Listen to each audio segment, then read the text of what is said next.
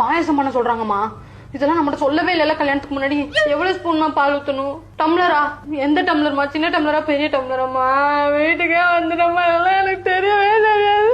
ஏமா அப்புறம் பேசுறேன். என் மாமியார் மூஞ்சி தூக்கிட்டே இருக்கிறாங்கம்மா. எதுக்குமா? எனக்கு என்னடி தெரியும்? நீங்க தானே கல்யாணம் பண்ணி வச்சுக்கீங்க, என்கிட்ட கேட்டா? துணி காயாததுக்குலாம் என்ன பார்த்து முறைக்கிறாங்கம்மா. குழம்புல கொஞ்சோண்டு உப்பு கூடிட்டுமா. என்ன பண்ணட்டும்? தண்ணியா? பத்தப்பொடியா?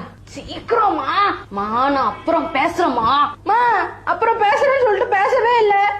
கல்யாணம் முடிச்ச கையோட இல்ல, எல்லாரும் கை கையில விட்டுட்டீங்கல்ல, என்ன மறந்துட்டீங்கல்ல. கேரட் சின்னதா வெட்டணுமா பெருசா வெட்டணுமாமா? எதுக்கா? சாப்பிடுதாமா? இருங்கம்மா கேட்டு வரேன். அம்மா நான் எப்ப நம்ம வீட்டுக்கு வருவேன்? நீங்க சொல்றத பார்த்தா என்ன இங்கே இருக்க சொல்வீங்க போலயே. எனக்கு ஒரே ஃப்ரஸ்ட்ரேஷனா இருக்குமா. நீங்க இருக்கிறவங்கள பார்த்தாலே டென்ஷன் ஆகுதுமா. சின்ன வயசுல நீங்க என்ன சொன்னீங்க? தெரியாத ஆட்களோட பேசக்கூடாது, தெரியாத ஆட்கள் எது கொடுத்தாலும் வாங்கி சாப்பிடக்கூடாதுன்னு சொன்னீங்கல்ல. இங்க இருக்கிற யாரையுமே எனக்கு